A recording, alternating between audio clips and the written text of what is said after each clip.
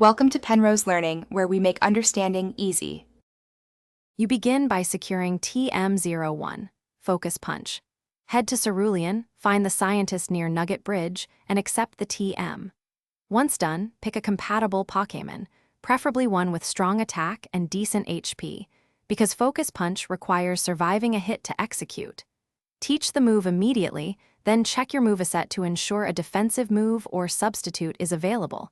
This allows you to control when Focus Punch activates. Now that your Pokémon knows the move, prepare for the setup phase in battle.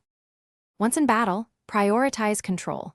Raise attack or create a substitute before selecting Focus Punch. Use Sword's Dance or bulk up to amplify damage, and if possible induce sleep or confusion on the opponent so they won't hit you while you charge.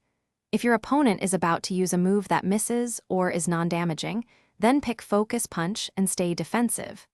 Make sure to manage your HP. If you take damage while charging, Focus Punch will fail, so keep healing items ready. To finish, commit to Focus Punch when you've minimized incoming threats. Use Protect or a substitute the turn before if you expect priority hits. Select Focus Punch, and if you are not hit on that charging turn, it will land with critical damage.